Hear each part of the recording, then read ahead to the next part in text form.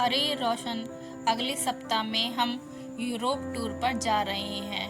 पापा को कब लाऊं तुम्हारे पास, या तुम लेकर जाओगे उन्हें? अरे भैया, एक प्रॉब्लम हो गई है। प्रिया के भाई ने हमारी कश्मीर टूर की बुकिंग की है, वह भी अगले सप्ताह का ही है। उस वजह से सॉरी, मैं पापा को लेने नहीं आऊँगा। रोशन को ऐसे बोलकर गुस्से से विराट का सिर घूम गया।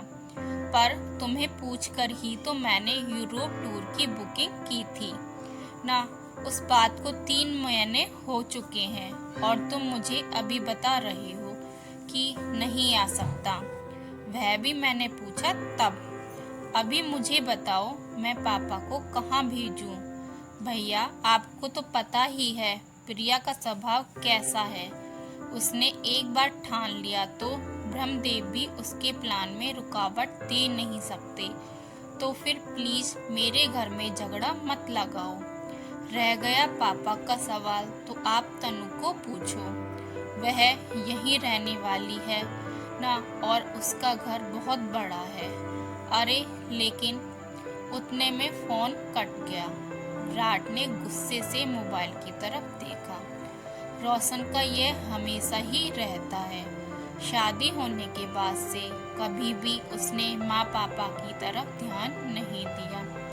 सच कहें तो छोटा होने के कारण वह माँ पापा का सबसे लाडला था, पर माँ को उसने कभी भी अपनी जिम्मेदारी मानी नहीं। 2 साल पहले माँ कैंसर से मर गई, पर उसकी बीमारी में एक भी पैसों की मदद उसने विराट को की नहीं। पिछले साल पापा को हार्ट अटैक आया, पर जैसे अजनबी इंसान की तरह हॉस्पिटल में पापा को मिलने के सिवाय उसने कुछ भी नहीं किया। उसने पापा को तनु के पास रखने के लिए कहा था, पर तनु के बारे में विराट संकोचा रहा था। तनु यह उनकी छोटी बहन थी, एक नंबर की लालची और स्वार्थी औरत थी। माँ थी तब माँ से मीठी मीठी बातें करके अच्छी अच्छी साड़ियाँ गिफ्ट लेती थी।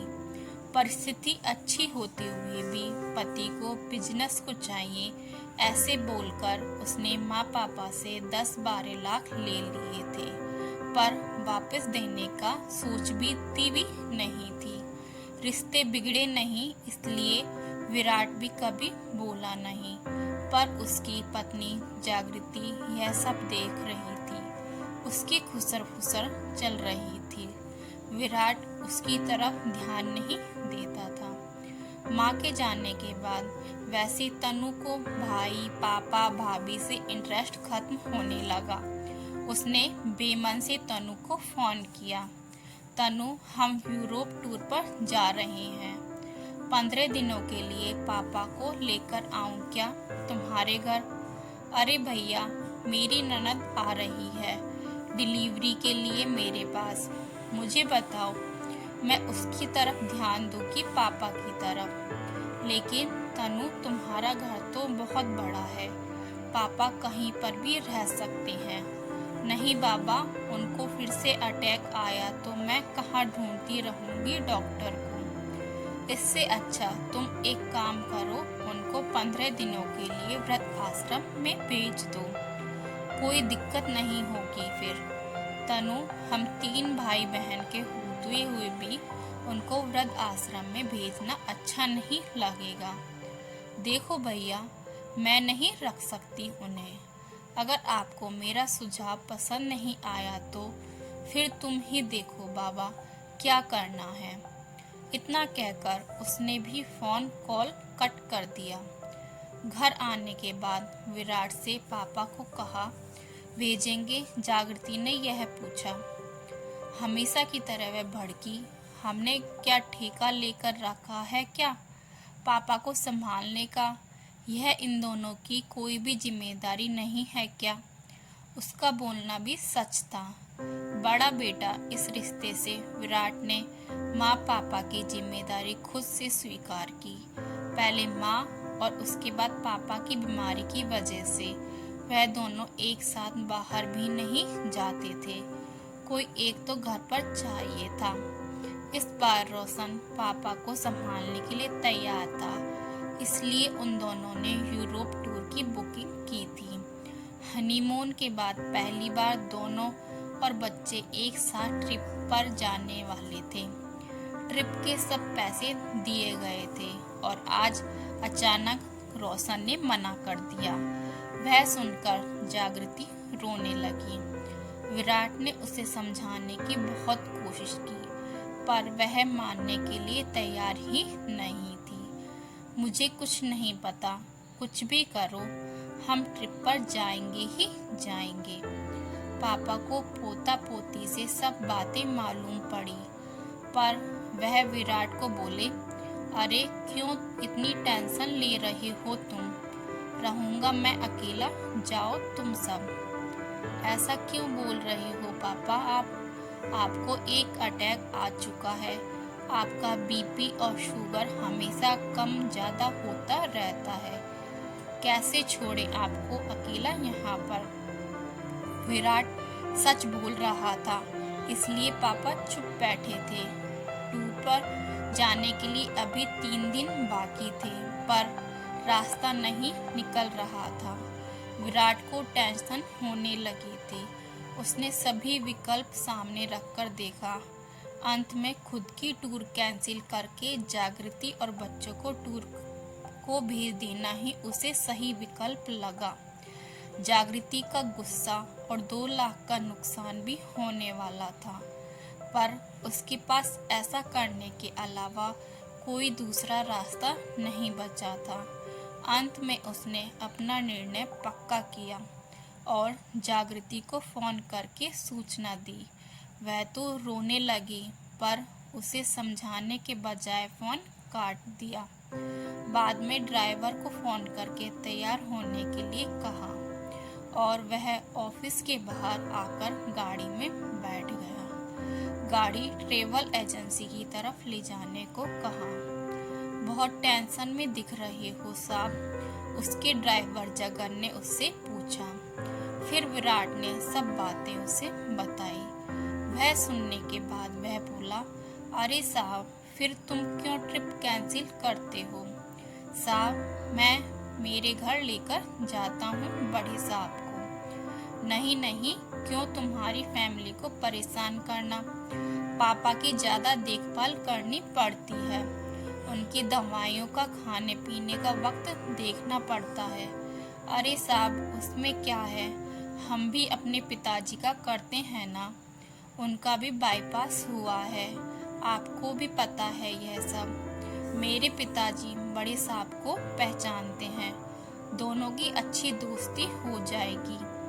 देखो वह कुछ नहीं, मैं बड़े साहब को लेकर जाऊंगा।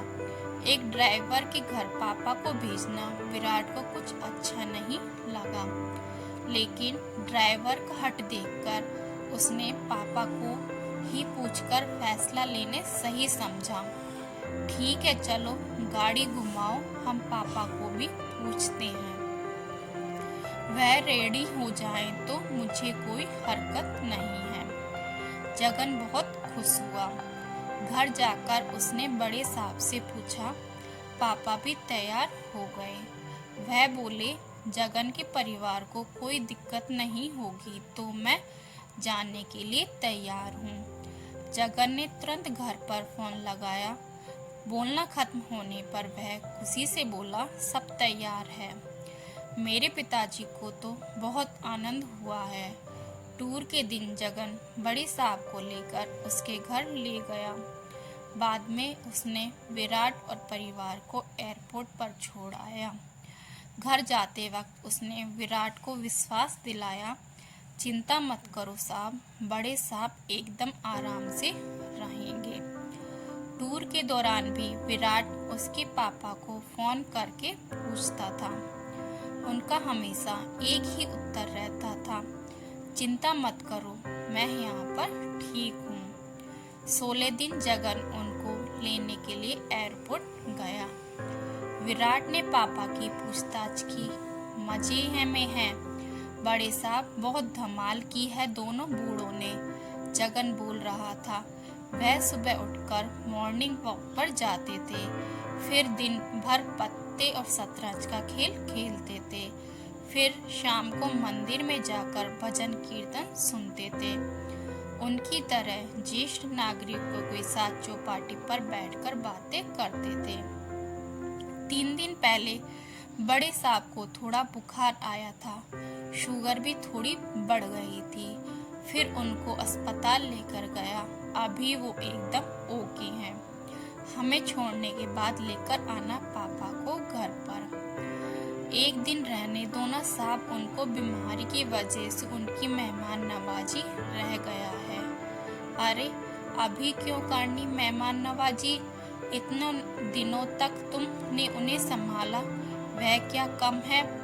ऐसा क्यों करते हो साहब?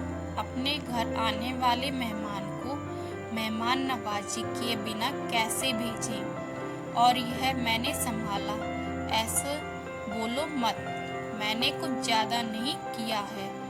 बड़े साहब ही अच्छे से रहे हमारे घर। अच्छा बाबा, ऐसे बोलकर विराट ने उसे हाँ कहा।